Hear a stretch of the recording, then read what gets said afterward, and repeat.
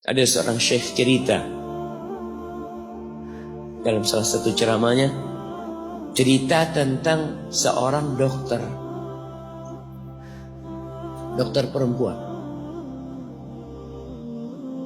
di sana, di Arab sana. Ada seorang anak lelaki bawa ibunya masuk ke dokter ini, subhanallah. Ibunya ini gila ya. Anak-anak muda belum nikah, dia bawa ibu. Nanti ibunya tersenyum sendiri, ketawa sendiri. Masuk ke ruang dokter itu, mejanya dokter diputerin sama ibunya. Anaknya minta maaf ya, dok, kata dia. Sekali-kali nanti ngeliat di televisi dokter itu ada gambarnya Ka'bah. Ibunya ngomong, nak, kau bukan nak ngomong, kamu bohong Mat kau bohong sama ibu. Katanya mau dibawa umroh ibu, kata dia. Nanti diludahin anaknya, digigit anaknya. Nanti kerudungnya ibunya terbuka, dipasangin lagi.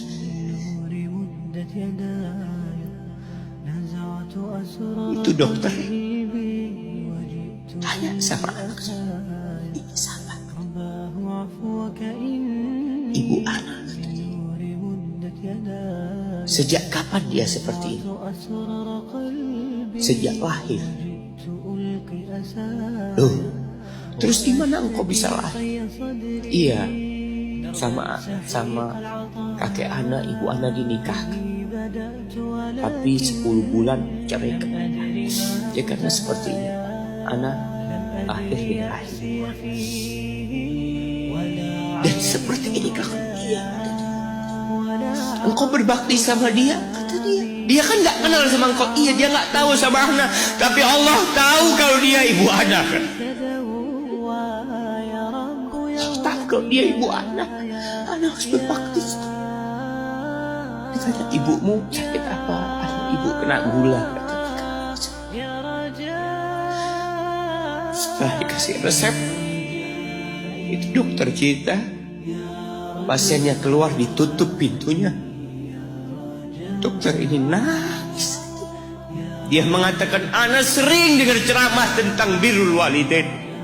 Ana sering mendengarkan tausiah ustaz tentang berbakti kepada orang tua, tapi ana baru sekarang melihat kebaktian seorang anak sama tuannya. Ibunya gila, dia tetap berbakti.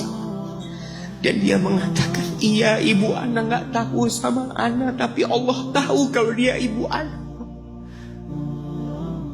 Dan yang ngasih wasiat supaya kita berbakti sama orang tua itu Allah, jemaah.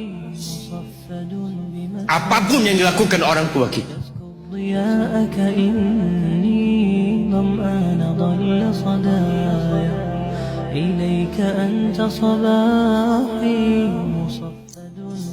Apalagi ibu. Allah katakan, hamalathu ummuhu kurha wa wada'athu kurha. Ibu kita, hamil kita itu dalam kondisi yang sulit.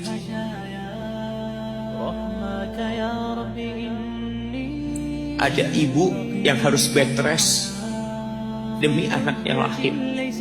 Demi kita lahir, ibu kita itu bed rest. Capek dikit keluar darah. Ada yang harus hamil kita dalam kondisi dia ditinggal sama suami. Dia harus cari nafkah sendiri. Ada yang harus muntah-muntah demi kita.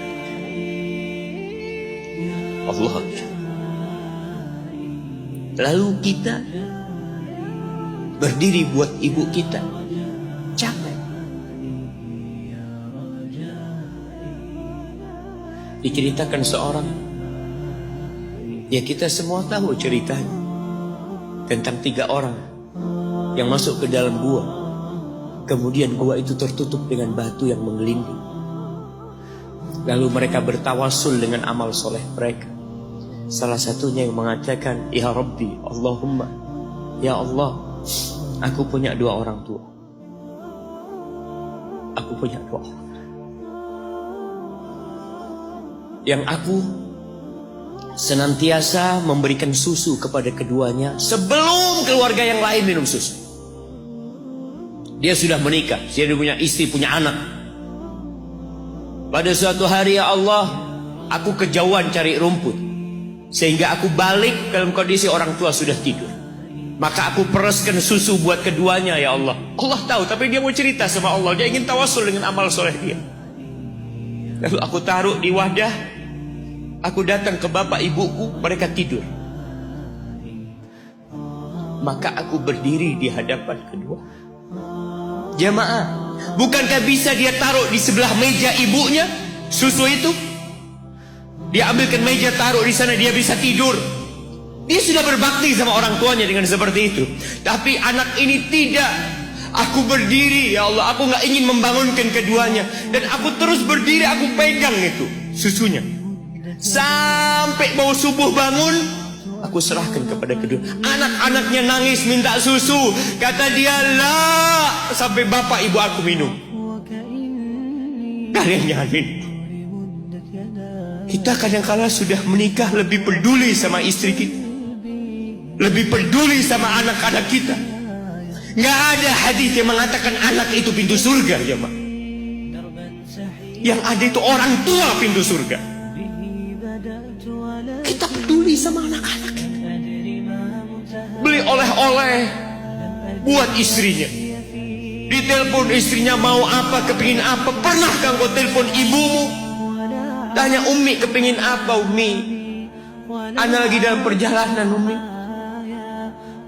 Jamaah, itu anak, Masya Allah, dia berdiri. Kenapa dia kuat, jamaah? Karena dia tahu Allah yang nyuruh dia berbakti. Mungkin tidak ada yang melihat berdirinya dia, tapi Nabi ceritakan berdirinya dia. Dari malam jamaah sampai pagi, berapa jam dia ingat, ibuku hamil aku 9 bulan. Capek. Ana semakin tahu dengan tugas besar seorang ibu dan pengorbanan seorang ibu. Setelah Ana menikah, setelah Ana tahu bagaimana istri Ana hamil, ketika dia harus tidur gak enak, makan muntah, muntah aja Ana melihat istri Ana sampai lemes dia. Ana ingat begini ibu Ana hamil. Lalu kita lupa ya Mak. Kita sok sukses, mungkin engkau lebih sukses dari orang tua. Tapi kalau nggak ada bapak ibu, engkau nggak akan pernah lahir di muka. Allah ceritakan ibunya hamil dia. Wa wada'athu kurha, dan melahirkannya dalam kondisi sulit. Kadangkala perut ibu kita itu disobek demi kita keluar dari perut ibu kita. Antum meninggalkan luka di ibu, itu dijahit. Kalau antum anak ketiga, Allahu Akbar, berapa kali dibelah perut ibu kita aja. Tubuhnya jadi jelek gara-gara kita. Tapi dia nggak peduli, yang penting antum lahir dengan selamat. Kalau ibu kita dikasih pilihan, ini nggak bisa diselamatkan, salah satunya akan meninggal. Kira-kira apa kata ibu Ati? Iya, nggak apa-apa dok, selamatkan bayinya dok. Nggak apa-apa dok, biar dia lahir dok. Subhanallah. Berapa banyak ibu yang meninggal dunia ketika dia melahirkan anak. Wa hamluhu wa fisaluhu 30 syahra. Hamilnya dan menyusuinya itu 30 bulan. Artinya bukan ketika antum lahir selesai lelahnya ibu kita. Memang ketika antum lahir dengan selamat, Allahu Akbar, ibu itu lupa dengan rasa sakit dia 9 bulan. Ibu itu lupa dengan jeritan dia mengeluarkan kita ketika kesakitan. Itu lupa. Dia tersenyum, dia bawa anaknya, ditaruh di dadanya. Allahu Akbar. Kalaupun ada air mata yang menetes, Itu air mata kebahagiaan orang tua dengan hadirnya kita di muka bumi ini. Lalu kita bisa berjalan. Kita nggak bisa apa-apa lahir. Allah rekam kebaikan ibu kita.